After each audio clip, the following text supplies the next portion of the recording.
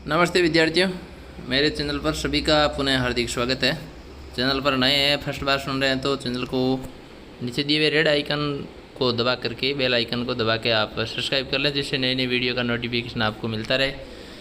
अधिक से अधिक विद्यार्थी तक शेयर कर दें और लाइक कमेंट ज़रूर करें, अपनी राय प्रस्तुत करें। वीडियो अंत तक ज़रूर देखें। हिंदी साहित्य कक्षा 12 के विद्यार्थियों के लिए ये वीडियो महत्वपूर्ण है। इसमें हम एक एक अंक के महत्वपूर्ण इम्पोर्टेंट क्वेश्चनों पर, मोस्ट इम्पोर्टेंट क्वेश्चनों पर चर्चा करेंगे। आप वीडियो के साथ बने रहें। तो शुरू करते हैं। इसमें देखो, आपके जो 80 अंक का पेपर आएगा हिंदी साहित्य का कक्षा 12 के लिए, तो उसमें खंड हो गए 4, खंड ए, खंड बे, दे और से और दे। तो इसमें देखो, महत्वपूर्ण प्रश्नों पर मैं आपको बता रहा हूँ कुछ जो आने के लिए काफ़ी खास है, महत्वपूर्ण है, इम्पोर्टेंट है। तो इसमें देखो, वस्तुनिष्ठ प्रश्नों के उत्तर अपनी उत्तर पुस्तिका में लिखिए। जैसे पहला प्रश्न है, सूरदास जौहड़ी प्रेम किस रचना के लिए गया, तो ये रंगभूमि हो जाएगा, 1 नंबर का क्वेश्चन है। पुत्री की तुलना किससे की गई है, तो शकुंतला से की गई थी। मैं जानो निज नाथ स्वभाव, तुलसीदास जी का ये रामचरितमानस से लिया गया है, अविद्याकांड से। तो निज नाथ शब्द किसके लिए प्रयुक्त हुआ है, तो इसमें आपको राम के लिए लिखना है। संविध्या कहानी के लेखक कौन है, 1921 में जन्म हुआ फणीश्वर नाथ रेणु है। हरगोविंद आपको याद आ गया होगा, पूरी कहानी संविध्या, संदेश भेजने वाला। अपना मालवा खो जड़ो सभ्यता में पाठ किस विधा में लिखा गया है, तो इसमें जो पाठ है यह एक यात्रा वृत्तांत के तौर पर लिखा गया है। इसको अच्छी तरह से पढ़ें आप। समाचार लेखन में ककारों की संख्या कितनी होती है, तो 6 होते हैं। और इसकी शुरुआत के क्या और कौन है, तो ये सब आपको ध्यान रखना है। संवाददाताओं के बीच जब काम का विभाजन उनकी ज्ञान और दिलचस्पी के आधार पर किया जाता है तो उसे क्या कहते हैं, तो बीट कहते हैं। ये बहुत महत्वपूर्ण परिभाषा है, बार बार आ रही है, ज़रूर याद करें विद्यार्थियों। ये वीडियो आप देख लें, बहुत कारगर सिद्ध होगा। चैनल को सब्सक्राइब करें अधिक से अधिक। निम्नलिखित में से किससे दृश्य काव्य की संज्ञा दी गई। जिस दृश्य काव्य का मतलब है देखना, सुनना और देखना दोनों, दृश्य एवं श्रव्य काव्य। तो इसमें नाटक ऐसा है जो दृश्य श्रव्य दोनों में शामिल है। कहानी का कथानक बिंदु कौन सा है, ये आपको पता ही है। कथानक केंद्रीय बिंदु कौन सा है, तो वो कथानक है। फिर देखो, अगला क्वेश्चन है कि विस्को और माटी बाट में किस गांव का चित्रण है, तो ये नंगातलाई का गांव है। इसमें बे राइट हो जाएगा विद्यार्थियों। शहर किसका प्रतीक है, बहुत अच्छा क्वेश्चन है, व्यवस्था का प्रतीक है। और इसके अलावा आपके शहर किसका प्रतीक है, शेर किसका प्रतीक है, तो यहाँ इसमें ये आपके क्वेश्चन हो जाएगा। प्रसिद्ध ज्योतिर्लिंग ओंकारेश्वर किस नदी के तट पर स्थित है, तो ये नर्मदा नदी के तट पर बना हुआ है। फिर देखो आगे कुछ और क्वेश्चन है। श्रृंगार रस में किस गुण का प्रयोग होता है, तो गुण 3 प्रकार के होते हैं, उसमें माधुरी गुण इसका प्रयोग है, प्रसाद ओज का नहीं है। हरिगीति संत के प्रत्येक चरण में 28 मात्रा होती है। पुष्प पराग से रंग कर भरमर गुंजारत है, पंक्ति में कौन सा दोष, तो पुष्प और पराग में से एक शब्द आता तो भी चल जाता है, इसलिए इसमें अधिक पदत्व दोष है। अधिक पदत्व दोष यानी शब्द ज़्यादा काम लिए। दौलत इंद्र समान बड़ी पे खुमान को नेक गुमान ने आयो, तो दौलत रूपी कारण के होने पर भी कार्य नहीं हो रहा है, तो इसमें विशेषोक्ति अलंकार होगा भाई, है ना, विभावना नहीं है, क्योंकि यहाँ पर कारण है, बिना कारण होता तो विभावना है, तो यहाँ विशेषोक्ति अलंकार है। ये उदाहरण अच्छा याद कर लें आप। रोला और उल्लाला छंद से योग से, तो रोऊँ किसके लिए, छप्पे छंद की ट्रिक है, तो ये छप्पे छंद बनता है। 2 रो 2 और रोला उसमें है, वो कुंडलीय बनता है। अप्रस्तुत वर्णन के द्वारा प्रस्तुत का बोध करें, तो अन्योक्ति अलंकार हो जाएगा भाई। इसमें आप लिख दें अन्योक्ति, है ना, अन्योक्ति आपको लिखना तो आता ही है। अन्योक्ति। हृदय की कोमल कल्पना सोजा किसने कहा, तो ये देवसेना का कथन है। इसके बाद देखो, कार्नेलिया का गीत कहाँ से लिया गया, तो कार्नेलिया का गीत वो है आपके चंद्रगुप्त नाटक से लिया गया। और इसके बाद में सिकंदर के सेनापति सिलिकुस की बेटी का नाम क्या है, तो कार्नेलिया थी, जिसमें भारत की गौरवशाली परंपरा का वर्णन है। अरुणीय मधुमेह देश हमारा किसको कहा गया, भारत को कहा गया। और भारत की महिमा गौरव प्राकृतिक सौंदर्य का वर्णन किस गीत में है, तो ये भी बहुत महत्वपूर्ण है, कार्नेलिया के गीत में। जयशंकर प्रसाद द्वारा रचित है ये, देवसेना और कार्नेलिया। सुनिशाऊ परिवार में जयशंकर प्रसाद का 1889 में जन्म हुआ, 1937 में निधन हुआ। दूसरा अध्याय है सूर्यकांत त्रिपाठी निराला सरोज स्मृति, तो इसमें हिंदी का प्रसिद्ध 100 गीत है ये। मई शब्द का प्रयोग परतवी है। आकाश बदल कर बना मही, है ना, तो माँ और पुत्री के लिए है, ये ध्यान रखना। आकाश शब्द वो उसके लिए है। मई का शाब्दिक अर्थ क्या है? शाब्दिक अर्थ तो पृथ्वी है। आकाश बदल कर बना मई, आकाश यानी पुत्री, ऐसा लगा जैसे पुत्री के रूप में पत्नी आ गई थी धरती पर। निराला अपनी पुत्री की तुलना किससे करते हैं? तो वही शकुंतला से की गई है। मुक्त छंद के प्रवर्तक कौन है? ये भी बहुत महत्वपूर्ण क्वेश्चन। निराला है, सूर्यकांत त्रिपुरा निराला।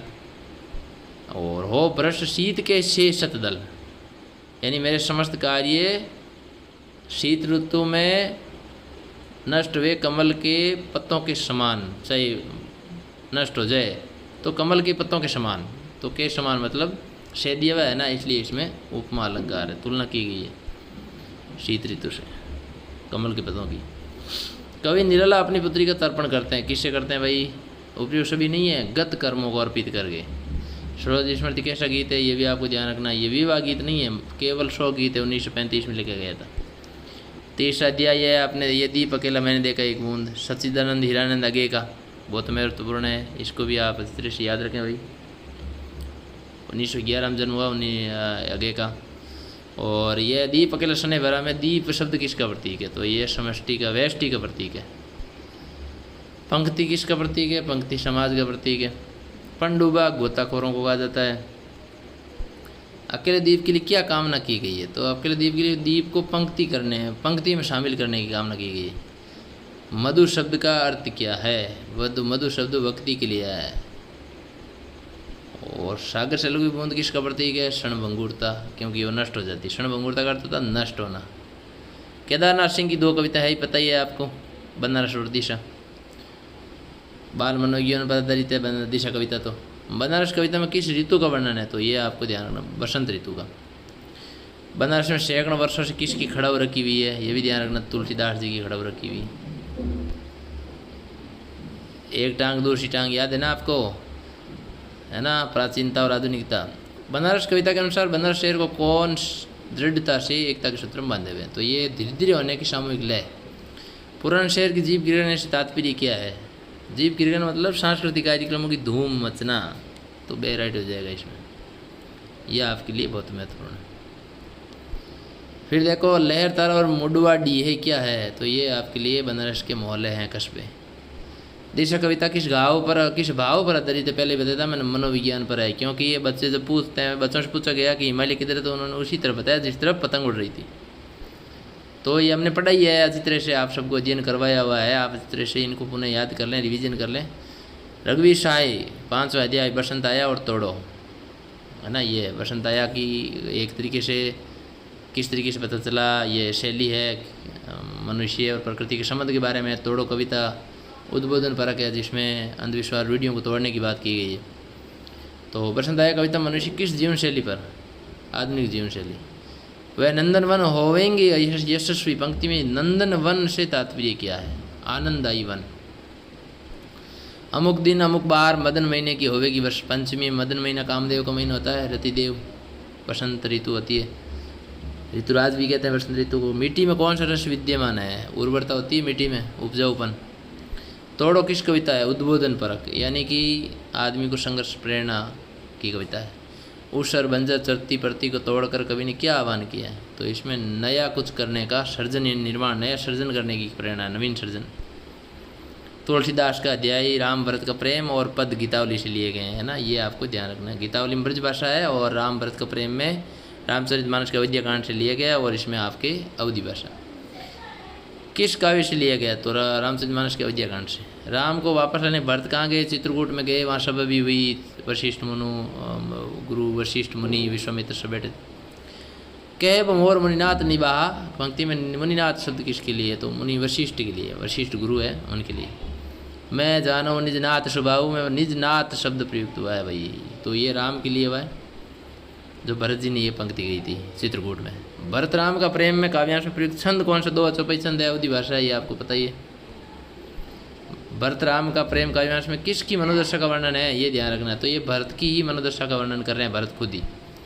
पद तुलसीदास जी के गीतावली से लिए गए हैं भाई, ये ध्यान रखना आपको। फिर देखो राम वियोग में माता कौशल्या किसे अपने हृदय से लगाती है, तो पनैया इन्हें जूतियों को लगाती है। जननी निरकती बाण धनुया, छोटे छोटे धनुष और बाणों को निरकती है, देखती है। जननी शब्द प्रयुक्त किसके लिए? माँ कौशल्या के, माँ राम की माता कौशल्या के लिए।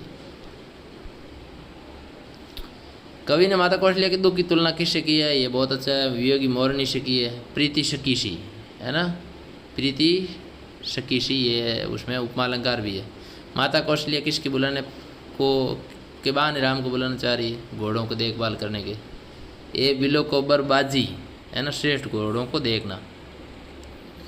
ए बर बाजी बिलो की आपने बहुर बनई सीधा वो, ये पंक्ति है पहली शुरुआत में इसकी गीतावली की। तो घोड़े हैं, बाजी शब्द का अर्थ है घोड़े। ये आपको विद्यार्थियों जो है वो ध्यान रखना है। फिर देखो, रही चकी चित्र लिखी सी में प्रयुक्त अलंकार है। ये गीतावली का ही पद है, अंतिम लाइन है, तो उपमा अलंकार है। माता कौशल्या कोई कहा गया इसमें, वो राइट हो जाएगा भाई। फिर देखो, अध्याय नंबर 7 है आपके मलिक मोहम्मद जायसी, 12 मासा का वर्णन पद्मावत के नागमती वियोग खंड से लिया गया है। प्रेम ख्यान परंपरा सर्वश्रेष्ठ का यह है काव्य है इनका, ये पद्मावत है। जायसी भक्ति काल की शाखा के सर्वश्रेष्ठ कवि है, तो प्रेम मार्ग की शाखा की ये कवि है भाई। 2 बच्चों पर इन्होंने भी काम लिया तुलसीदास जी की तरह। अवधि भाषा है। 12 मासा काव्यांग की काव्य शैली है, ये आपको ध्यान रखना। 1492 में जन्म हुआ था और 2 चौपाई शैली है। 12 मासा काव्यखंड में किस भाषा को अपनाया गया है? अवधि भाषा है, ये आपको ध्यान रखना ही है। और इसके अलावा देखो, अगन दिवस घटी, तो अगन शब्द का अर्थ क्या है? मार्गशीर्ष मास। जानो शेद हिमंचल डूबी, जानो जनो जानो मनु मानो, ये शब्द है ना, आप तुरंत ध्यान रखें, उत्प्रेक्ष अलंकार जिसमें कल्पना व्यक्त की जाती है। तो यहाँ पर शेद ऐसे लग रही है जैसे मानो बर्फ में डूब गई हो। कई के श्रृंगार को पहिर पटोरा, पटोरा निरेश में वस्त्र किसके लिए पहरूँ, श्रृंगार किसके लिए करूँ? तो पटोरा का मतलब है रेशमी वस्त्र, ये नायिका कह रही है। 12 मासा काव्यखंड का प्रमुख रस है, तो इसमें आपके वियोग श्रृंगार है, जिसको विप्रलंब श्रृंगार रस भी कहते हैं। तो ये श्रृंगार रस के 2 भेद हैं, वियोग और संयोग। 12 मास काव्यांश में किसकी वीर्य वेता का वर्णन है भाई? ये ध्यान रखें आप, नागमती का वियोग खंड है, नागमती के वर्णन है। फागुन के महीने में जोड़ी बनाकर सखियां कौन सा खेल खेल रही है? तो चाचरी है ना, ये चक्री चाचरी चांचरी नामक खेल है जो खेला जाता है जोड़े के द्वारा, युगल। सिंहल देश की राजकुमारी पद्मावती और चित्तौड़ के राजा रतन सेन की प्रेम कथा पर आधारित है। ये पद्मावत ग्रंथ उसी पर आधारित है जो 1303 में जब युद्ध हुआ उस समय का। अगला अध्याय है विद्यार्थियों विद्यापति का, तो इनके लिए भी ये महत्वपूर्ण है आप सब के लिए। इसको पढ़ते हैं अभी हम।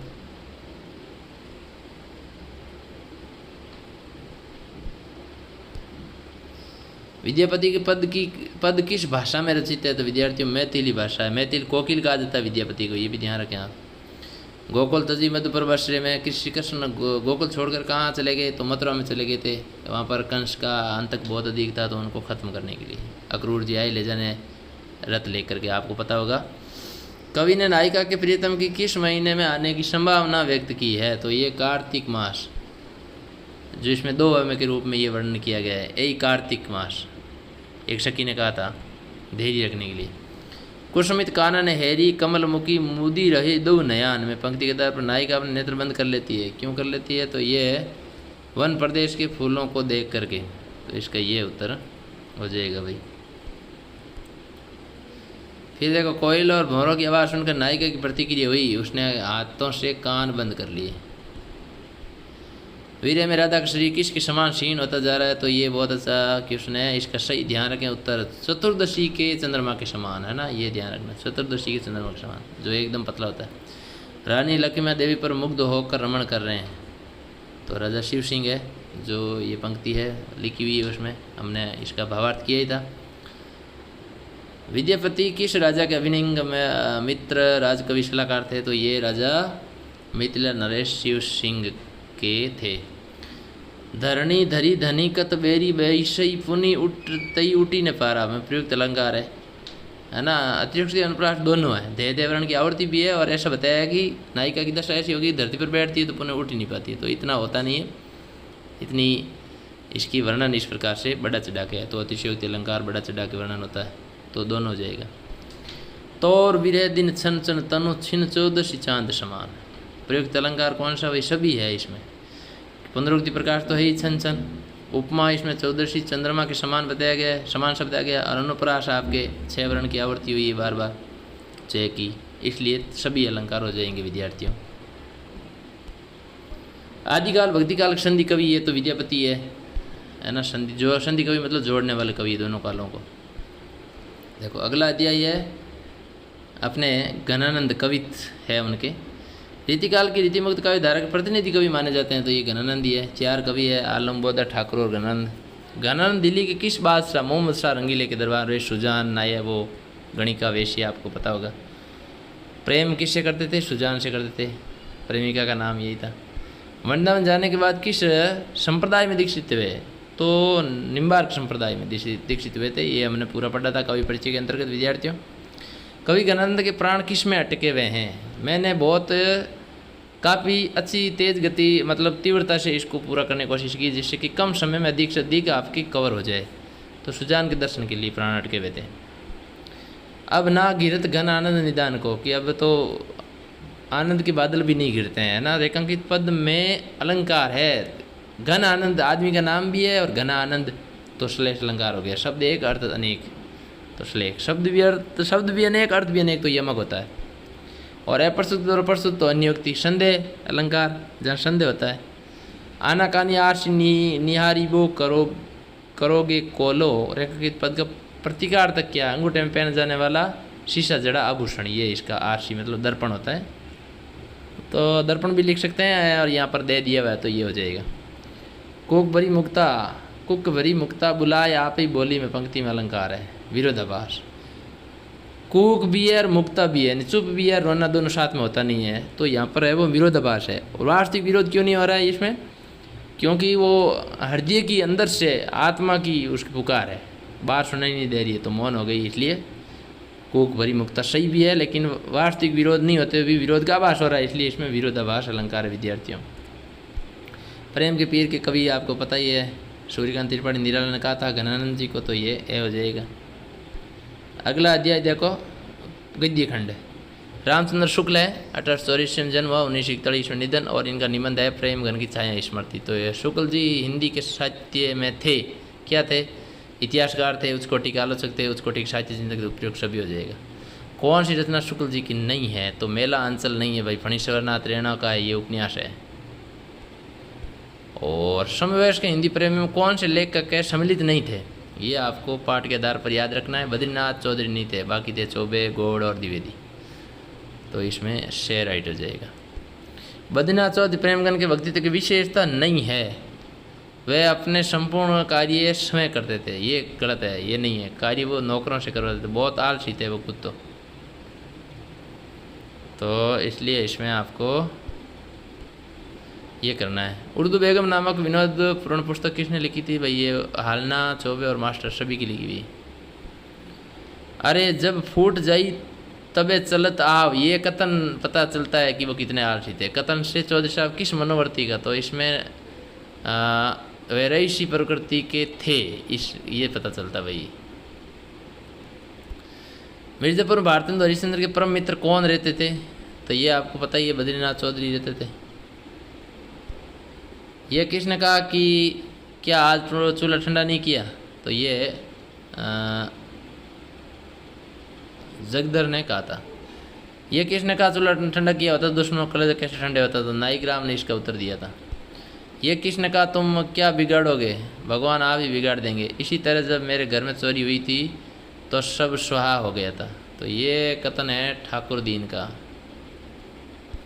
ये किसने कहा अंदर तो जा सकते हो पर बाहर नहीं निकल सकते, अब चलो आराम से सो रहे हो, जो होना था हो गया, पछताने से क्या होगा। तो ये कथन है भाई नाइक राम का, सूरदास की झोंपड़ी में। ये किसने कहा कि मोहल्ले वाले तुम्हें भड़काएंगे पर मैं भगवान से कहता हूँ मैं इस बारे में कुछ नहीं जानता। तो ये जगदर का कथन है। जो खुद भी खोंचा लेकर घूमकर रकम तोलता है, उसका मन आज सूर्य के पेशों को लेकर विचलित हो रहा था, वह है। तो ये कथन जगदर का है। कथन बहुत महत्वपूर्ण है भाई, इनका ध्यान रखना आप इस तरह से। सूरदास की झोंपड़ी में आग लगाने के बारे में कौन जानता था, है ना। ये सुबह की जानती थी, भैरों की पत्नी थी, उसे पता था। मिठवा किसके घर से रोता हुआ चला आ रहा था, गीशु के घर से। क्यों, गीशु ने मारा था इसको, पिटाई की थी। किसने कहा कि हम भी 100 लाख बनाएंगे, सूरदास जी ने कहा था। और मिठवा ने पूछा था प्रश्न। भस्म स्तूप के चारों ओर कौन जमा हो गए जिन्होंने प्रश्नों से सूरदास को परेशान कर दिया। तो बालकों ने, क्योंकि उनसे प्रश्न किए थे कि क्या करोगे आप। आजकल तो देखते ही हो बल मटेरों के मारे बिक्री कितनी मंदी है। किसने कहा था ये कथन, भाई ये भेरों का है। बिस्कोर की माटी विश्वनाथ त्रिपाठी की एक विधा नंगातलाई गांव का एक अंश है। ये विधा है क्या भाई, ये आत्मकथा है का अंश है, ठीक है। गांव में अकाल के समय प्राकृतिक संपदा के रूप में विश्वनाथ त्रिपाठी ने किसे खाने योग्य बताया। तो ये कमल ककड़ी को बताया था उन्होंने, ये ध्यान रखें। कमल, कोइया, हरसिंगार, तोर, लौकी, भिंडी, भटकटैया, इमली, कद्दे आदि किसके नाम थे भाई, ये फूलों के नाम थे। डोहड़ा, मजगिदवा, धामिन, गोवन, घोर, कड़ाई आदि प्रजाति शांपों की है ना। तो ये शेष ही हो जाएगा। कोइया, जिसे कुमुद या कोकाबेली भी कहते हैं, ये जल पुष्प है। कौन अपनी चोंच से इतनी सतर्कता कोमलता से डैनों के अंदर अंडे छिपा लेती है। तो ये बतख होती है। तो ये विश्वनाथ का छोटा भाई पैदा हो जाने से उसका दूध कट गया, बाद में उसको किसने पिलाया, किसने पाला। तो ये केसरीन दाई ने पाला था। केसरीन दाई, ध्यान रखें आप नाम। सुई की डोरी से बनी कतरी को क्या कहते हैं भाई, गुदड़ी भी कहते हैं और सुजनी भी कहते हैं, दोनों हैं। तो ये भी ध्यान रखें, अपने कई जगह सुजनी ज़्यादा है। कमल और कोइया और श्रृंगार आदि पुष्प किस ऋतु में फूलते हैं। तो ये शरद ऋतु में फूलते हैं भाई, ध्यान रखें। बरबंडा या सत्यनाशी फूल का दूध माँ कब लगाती थी। तो इसका राइट आंसर है विद्यार्थियों, आंखें आने पर। आँख मारोड़ी में दुगनी किया करा आँखें आवनी। फूल खिले खिले फूल, धान फूल, कोदो फूल, कुटकी फूल, खिले फूल कविता के कवि है। तो ये नवल शुक्ल की रचना है, ध्यान रखें। वैसे इतना महत्वपूर्ण नहीं है। सबसे खतरनाक सांप की प्रजाति गौवन थी, जिसे और किस नाम से जानते थे। तो फेंटारा। तो ये फेंटारा पहले कहीं आया हुआ था, फेंटारा है, इसको ध्यान रखें। चेचक के रोगी के पास कौन फूल और पत्ते रखे जाते थे, कौन से। तो नीम के फूल पत्ते चेचक के रोगी के। ततैया का डंक किस फूल के सूंघने से झड़ जाता है। ये बहुत अच्छा, बेर का फूल। कटहल किस ऋतु का फल और तरकारी है। ये आपके गर्मी का है। खेतों में पानी देने के लिए जो नालियाँ बनाई जाती है उन्हें क्या कहते हैं, बर्राह कहते हैं भाई। ये पहले भी आ चुका है, रिवीजन कर लें अच्छी तरह से। बिस्कोर में किसके घर के आंगन में जुई लगी थी। तो ये जो इसका राइट आंसर है संतोषी भैया के। और उसके बाद देखो अगला क्वेश्चन है, सूरदास का चरित्र है कैसा है भाई, पुनर्निर्माण में विश्वास था। झोंपड़ी से निकलती ज्वालाओं की तुलना किससे की है, मंदिर के स्वर्ण कलश से की है। विस्कोर में देवी का फूल माना जाता है। ये महत्वपूर्ण क्वेश्चन है। अगला देखो पाठ है चंद्र शर्मा गुलेरी, सुमिरन के मन के। गुलेरी जी की कौन सी कहानी उनका पर्याय बन चुकी थी। उसने कहा था 1915 में लिखी थी ये कहानी, 1911 में। बालक बच गया निबंध का मूल प्रतिपाद्य है क्या है। तो ये भाई सभी है, और सही उम्र, विकास, शिक्षा देना, मनुष्य तक बचाए रखना, उपयोग सभी। बालक ने वृद्ध महाशय से इनाम में क्या मांगा, पुस्तक मांगी या कुछ और मांगा। तो लड्डू मांगा था, ये आपको बताइए भाई, लड्डू लड्डू, ठीक है। और फिर देखो इसमें खाओ जड़ सविता पाठ जनसत्ता, ये कब है भाई, 1 अक्टूबर 2006। मालों में मानसून के जाने का महीना होता है भाई, ये कवार है, आषाढ़। इस पाठ में प्रभात जोशी ने लिखा, तब उम्र कितनी थी उनकी, तो 70 वर्ष थी। किस नदी के यशवंत सागर को इतना भर दिया कि 25 साइफन एक साथ चलाने पड़े? तो ये गंभीर नदी है, गंभीर नदी। ज्ञान तपस्या में रहने सा के बाद यह कथन में भाव है व्यंग्य। हाथीपाल नाम क्यों पड़ा? हाथी पर बैठकर गुजरने के कारण। ओंकारेश्वर जाते समय कौन सा घाट आता? भाई ये रानी घाट आता, ये ध्यान रखें। नेमावर के रास्ते ही केवड़ेश्वर से कौन सी नदी निकलती है? तो इसमें राइट आंसर हो जाएगा विद्यार्थियों शिप्रा। आप इसको वीडियो अंत तक देखें, चैनल सब्सक्राइब कर लें, लाइक कमेंट करना ना भूलें। पिछले 128 सालों में मालों में कब 77 इंच तक पानी गिरा था? तो इसका राइट आंसर हो जाएगा भाई 1973।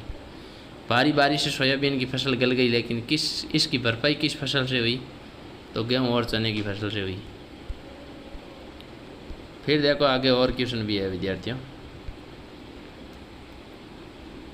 घड़ी के पुर्जे के आधार पर धर्म का उद्देश्य क्या है? ये जो है वो धर्म का उद्देश्य है मानव मात्र का हित करना। धर्म का रहस्य जानने का अधिकार किसको है? आम आदमी को भी होना चाहिए। कौन से काल में हिंदुओं की लोहड़ी चलती थी जिसका लेखक ने जिक्र किया है? तो इसमें आपके वैदिक काल में ये लोहड़ी चलती थी, ढेलों के आधार पर चयन होता था। फणीश्वरनाथ रेणु की संविद्या कहानी में कुछ प्रश्न है। संविद्या रेणु किस प्रकार की कहानी है? तो ये आंचलिक कहानी है भाई, ग्रामीण परिवेश को लेकर। आंचलिक अर्थ ग्रामीण परिवेश। रेणु ने बड़ी बहुजिया की पीड़ा को किसके माध्यम से सहानुभूति प्रदान की है? तो इसका अर्थ हो जाएगा संविद्या। हरगोविंद संविद्या के बारे में गांव के लोगों की क्या धारणा थी? कि ये कौन सा निटला है, ऐसे ही हो जाएगा इसमें। हरगोविंद संविद्या कहाँ से सामान लेकर गया? तो जलालगढ़ से बीहेपुर लेके गया था, बड़ी बहू के गांव। जलालगढ़ इनका खुद का गांव है। माँ ने बड़ी बहुजिया के लिए क्या भेजा था? तो ये है बासमती धान का चूड़ा भेजा था। फणीश्वरनाथ रेणु को हिंदी में किस रूप में जाना जाता है? तो ये आंचलिक कथाकार के रूप में जाना जाता है इनको। और ये ड्राई एंकर है। ये क्वेश्चन थोड़ा सा कहीं है, इसका मेन प्रश्न जो पीछे रह गया कहीं। जब एंकर दर्शियों के साथ खबरें पढ़े तो उसे कहते हैं, क्या कहते हैं भाई? उसे कहते हैं एंकर विजुअल। तो एंकर विजुअल किसे कहते हैं? इसकी परिभाषा हो जाएगी। जब एंकर दर्शियों के, एंकर वो होता है जो टीवी में न्यूज़ पढ़ता है, देता है हमें। किसी घटना की प्रमाणिकता है तो संबंधित व्यक्तियों का कथन दिखाना और सुनाना क्या कहलाता है? तो ये है एंकर बाइट। एंकर बाइट कहते हैं इसको। इंटरनेट पत्रकारिता को और किस नाम से जाना जाता है? तो ये सभी नाम है, ऑनलाइन पत्रकारिता, वेब पत्रकारिता और साइबर पत्रकारिता। दे राइट है। विश्व स्तर पर इंटरनेट पत्रकारिता का दौर चल रहा है, तो इसमें से है वो राइट है, तीसरा दौर चल रहा है। भारत में इंटरनेट पत्रकारिता का दौर चल रहा है, दूसरा। सच्चे अर्थों में वेब पत्रकारिता करने वाली साइटें हैं, सभी साइटें हैं। इंडिया, इपोलाइन, Rediff.com और CP। दे राइट। वेबसाइट पर विशुद्ध पत्रकारिता करने का श्रेय किसको है? Tehalka.com को। कौन सा अखबार प्रिंट न होकर इंटरनेट पर ही मिलता है? तो ये प्रभात साक्षी अखबार है। हिंदी की वेब पत्रकारिता की बड़ी समस्या क्या है? तो इसमें आपका राइट आंसर हो जाएगा डायनेमिक फॉन्ट। जो ये पहले भी आया था उसमें शायद मैंने आपको सभी बता दिया था। तो डायनेमिक फॉन्ट इसका राइट है। समाचार लेखन में शैली प्रयुक्त होती है, उल्टा पिरामिड शैली आती है।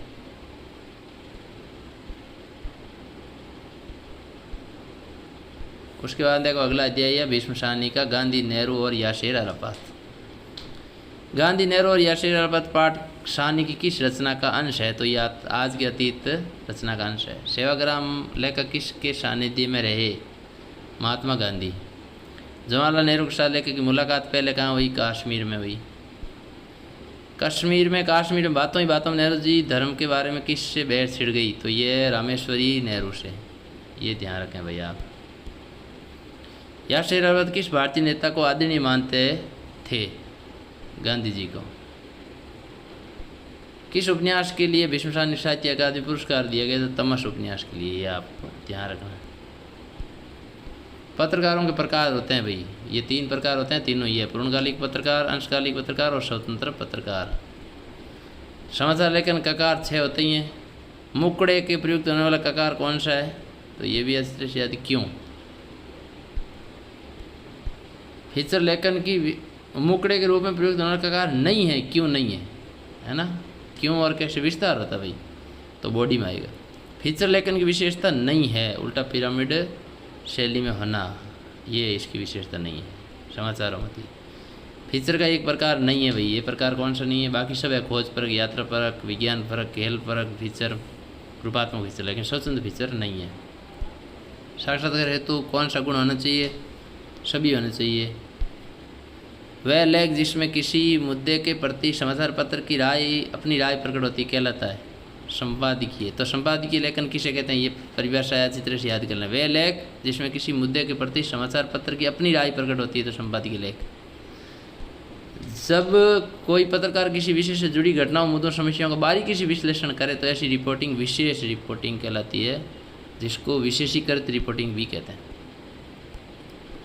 विशेषीकृत रिपोर्टिंग के प्राथमिक क्षेत्र कौन कौन से, ये सभी हैं, खेल, रक्षा, राष्ट्रीय सुरक्षा, विदेश नीति। किसी विषय विशेष में लेखन हेतु विशेषज्ञ हासिल करने का क्षेत्र होता है, उपयुक्त सभी राइट हो जाएगा।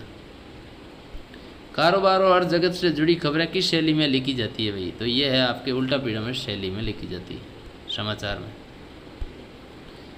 निम्न में से सूचनाओं के स्रोत हैं, ये सभी है। प्ले विद द वर्ड्स किसने कहा था कविता के लिए, तो ये है W.H. अर्डन ने कहा था। कविता को इंद्रियों से पकड़ने में सहायक होते हैं बिंब और छंद। कविता के लिए चित्र भाषा की आवश्यकता पर बल किसने दिया, पंत ने दिया था। भारतीय परंपरा में नाटक किस प्रकार का काव्य है, नाटक तो दृश्य सर्वे काव्य, दृश्य काव्य है भाई, सर्वे नहीं है। नाटक की मूल विशेषता क्या है, समय का बंधन इसकी मूल विशेषता। 3 अंक होते हैं, एक अवधि आपका 48 मिनट होनी चाहिए। सबसे जरूरी सशक्त माध्यम नाटक का संवाद है। नाटक विधा किस काल में घटित होती है, तो वर्तमान काल में होता ही है। किसी घटना पात्र समस्या क्रमबद्ध ब्यौरा जिसमें परिवेश हो, द्वंद्वात्मकता हो, कथा का कर्म विकास हो, चरम उत्कर्ष हो, उसे क्या कहते हैं भाई, उसे कहानी कहते हैं, क्रमबद्ध हो तो। अगला अध्याय है असगर वजाहत का, जिसमें 4 लघु कथाएं हैं, शेर पहचान, 4 हाथ साझा। राजा को कैसी प्रजा पसंद है, तो बहरी, गूंगी, अंधी। हाथी ने किसान के साथ साझे में खेती की थी, किसकी, गन्ने की, ईख कहते हैं जिसको। शेर का पात्र किस ओर इशारा करता है, तो इसमें सत्ता की ओर। पहचान कहानी के कहानीकार है असगर वजाहत है। लोग शेर कहानी में रोजगार प्राप्त करने के लिए जा रहे थे शेर के मुंह में। अगला अध्याय विद्यार्थियों निर्मल वर्मा, जहाँ कोई वापसी नहीं। जहाँ कोई वापसी नहीं पाठ के लेखक निर्मल वर्मा है। 1929 में इनका जन्म हुआ। खेरवाद जाति के राजा कब राज किया करते थे, तो 1926 से पूर्व। जहाँ कोई वापसी नहीं पाठ में किस गांव का उल्लेख है, तो ये अमजर गांव है, जहाँ आम बहुत अधिक होते थे, जरा करते थे। निम्न में से निर्मल वर्मा की कहानी नहीं है, वे दिन, ये इनकी नहीं है, बाकी सब है। आधुनिक भारत के नए शरणार्थी किसे कहा गया, विस्थापित लोग जिनको एक जगह से उखाड़ दिया गया। ममता कालिया दूरसा देवदास पाठ। ममता कालिया की कहानी दूरसा देवदास का नायक कौन है, तो ये शंभु है, पारो और शंभु। शंभु की लड़की से मुलाकात कहाँ पर हुई, ये आपको हर की पौड़ी हरिद्वार गंगा में। मनोकामना गांठ विचित्र है, इधर बांधो उधर लग जाती है, किसने सोचा था, ये शंभु ने सोचा था मन में, जब वो उसके टच होती है। गंगा पुत्र किसे कहा गया, तो भाई गंगा पुत्र तो गोताखोरों को कहा गया। क्यों कहा गया, क्योंकि उनकी आजीविका वहीं से चलती है। मनोकामना हेतु लाल पीले धागे कितने रुपए में बिक रहे थे, 1.25 रुपये में। ममता कालिया का जन्म हुआ मथुरा में हुआ था। फिर देखो कुछ खाली जगह है। मनहरण कवित छंद के प्रत्येक चरण में 31 वर्ण होते हैं। कविता गीति के छंद के प्रत्येक चरण में 28 मात्रा होती है। हरिगीति का समाधिक छंद है, 28 मात्रा होती है। कमलिनी कुल वल्लभ की प्रभा में द्रुत विलंबित छंद है, क्योंकि इसमें वर्णिक छंद है, 12 वर्ण है, आप गिन सकते हैं। वर्षण छंद के प्रत्येक चरण में 12 वर्ष नहीं है, यहाँ पर वर्ण है, वर्ण लिखना आपको, वर्ण होता है, जिसमें जज्जर गण। मानवता के लिए जीवन श्रम से हंसे दिशाएं, पंक्ति में अलंकार है मानवीकरण, क्योंकि श्रम से हंसे दिशाएं, दिशाओं को हंसते हुए बताया मानव, तो इसलिए उपमा अलंकार विपरीत प्रतीक अलंकार होता है, प्रतीक। जहाँ अर्थ के माध्यम से काव्य में चमत्कार उत्पन्न होता है हो, वहाँ अर्थ अलंकार होता है। किरण धेनुओं का सम ये है आया अंधकार चरता पंक्ति में माधुर्य गुण है। ओज गुण में मूर्धन्य वर्णों का होता है प्रयोग, यानी जो टेठ है ढे अणे ऐसे वर्णों का। चित्त में तुरंत व्याप्त होने वाली रचना तो प्रसाद होती है। छंद के चरणों की अंतिम ध्वनि की समानता को तुक कहते हैं। व्यतिरेक अलंकार में उपमान की उपेक्षा उपमेय का उत्कर्ष दिखाया जाता है। वर्णिक छंदों में वर्णों की गणना होती है। और फिर देखो, भारतीय काव्यशास्त्र में शोभा बढ़ाने के लिए अलंकार को आवश्यक माना गया। पुष्प पराग पंक्ति में है आपके कौन सा अधिक पदित्व दोष है इसमें। हजारी प्रसाद द्विवेदी का ये पाठ कहीं पीछे रह गया था, इसको भी पढ़ लेते हैं। कुटज निबंध। कुटज जीवन शक्ति का प्रतीक है। कुटज है आत्मनस्तु काम्य कामाए सर्वप्रिय भवंती में आपके है क्या है, कथन क्या है, किसका कथन है, तो ये याज्ञवल्क्य मुनि का कथन है। द्विवेदी का जन्म कब हुआ? 1907 में। कुर्ज का वृक्ष पाया जाता है, कहाँ पर पाया जाता है, तो ये आपको ध्यान रखना है। देखो, शिवालिक पर्वत श्रृंखला में पाया जाता है, शिवालिक की पहाड़ियाँ। हजारी प्रसाद द्विवेदी की रचना नहीं है इसमें, आपके पाजेब नहीं है, ये जैनेन्द्र की है पाजेब, बाकी इनकी है, कहानी है। अंतराल भाग 2 में एक अध्याय और रह गया पीछे, रंगभूमि हो गया। सुभागी की पत्नी थी भैरों की, सुभागी किसकी पत्नी थी? भैरों की। भैरों की मार के डर से कहाँ छिपी? सूरदास की झोंपड़ी में। किस घटना सूरदास को आत्मग्लानि और फूट फूट कर रोया? चरित्र पर प्रश्न उठाने से। भैरों को किसने उकसाया? जगदर ने। ये किसने सोचा कि जब तक सूर्य को रुलाएगा तड़पाएगा नहीं तब तक उसे चैन नहीं मिलेगी? ये भैरव ने, क्योंकि उसकी पत्नी उसने देखा, उसने छुपाई थी। फिर देखो, सूरदास की झोंपड़ी से रुपयों की थैली उठाने और उसे जलाने का काम किसने किया? भैरव ने। ये किसने कहा? ये कैसे लगी? सूर्य चूल्हे में तो आग नहीं छोड़ी थी, ये बजरंगी जी ने कहा था। फिर देखो आगे क्या है, ये कोई कृष्ण था भाई जिसका उत्तर 1878 है। लेखक प्रभात जोशी नदी को क्या मानते हैं? माता मानते हैं। 2 मुंह वाला सर्प कौन सा है? तो इसमें आपको हो जाएगा भटिया। सबसे खतरनाक सांप जिसके काट लेने पर आदमी घोड़े की तरह हिलने लगता है, तो ये है घोर कड़ाइच। हजारी प्रसाद द्विवेदी का कथन क्या? ये सब बिना किसी प्रयोजन के है, बिना किसी उद्देश्य के है। किस निबंध में से लिया गया है? तो ये माँ की ममता निबंध से लिया गया। नागदा स्टेशन पर मीणा जी बिना चीनी की चाय पिलाते थे, समाचार भी देते थे, किस कारण दुखी थे? तो ये गई रात कोलालमपुर में भारत के हारने से दुखी थे। अभिव्यक्ति और माध्यम के भी कुछ प्रश्न है भाई। देखो, निम्न आधुनिक माध्यमों में सबसे पुराना है प्रिंट माध्यम, मुद्रित माध्यम। मुद्रण की शुरुआत किस देश से हुई? चीन से। छापा खाने का आविष्कार किससे जाता है? जर्मनी को, गुटेनबर्ग। पहला गोवा में कब खुला था? 1556 में। मुद्रित माध्यमों की विशेषता क्या है? तो उपयोग सभी है भाई, ये राइट आंसर हो जाएगा। रेडियो किस प्रकार का माध्यम है? रेडियो केवल सर्वे सुना जा सकता है, देखा नहीं जा, सर्वे माध्यम है। अखबार, टीवी आदि की समान विशेषता है क्या? ये एक रेख के माध्यम है और उल्टा पिरामिड शैली है इसके लिए। उल्टा पिरामिड शैली के भाग है, सभी भाग है ये तीनों। और रेडियो समाचार लेखन की बुनियादी बातों में से नहीं है क्लिष्ट भाषा शैली होना। टीवी खबरों के निम्न में से चरण नहीं है, तो इसका रह गया पीछे कहीं। अगला है केंद्र बिंदु कहानी का कथानक होता है।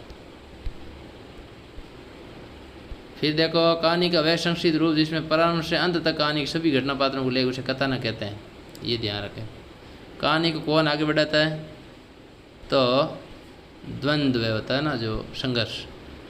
कहानी और नाटक दोनों ही की मूल तत्व क्या है? सभी है ये स्वाद द्वंद्व पात्र। कहानी का नाटक रूपांतरण करने हेतु शर्त है, ये सभी है। नए लिखे संवाद, संवादों का कोई औचित्य हो, संवाद छोटे होने से प्रभावशाली बोलचाल की भाषा में उपयोग सभी। किसकी प्रस्तुति संवादों और ध्वनि प्रभावों के माध्यम से होती है? तो राइट आंसर हो जाएगा नाटक और रेडियो नाटक दोनों। रेडियो नाटक की बुनियादी शर्त है तो इसमें सीमित अवधि होनी चाहिए, भाषा सरल होनी चाहिए, सीमित पात्र संख्या, तो दे राइट है। अपने विचारों को संकलित कर सुंदर और सुघड़ ढंग से अभिव्यक्त करना चुनौती है नए और अप्रत्याशित विषयों पर लेख के लिए। फिर देखो काव्य गुण, दोष, छंद, अलंकार पर थोड़ा पढ़ लेते हैं। दिए गए रिक्त स्थानों की पूर्ति कीजिए। सवैया वर्णिक छंद है, 22 से 26 वर्ण होते हैं। कुंडलीय छंद के प्रत्येक चरण में 24 मात्रा होती है, 2 और रोला होता है। वीर रस प्रदान रचना में, जिसमें 2 पंक्तियाँ 2 की 4 पंक्तियाँ रोला की, वीर रस प्रदान रचना में ओज गुण होता है।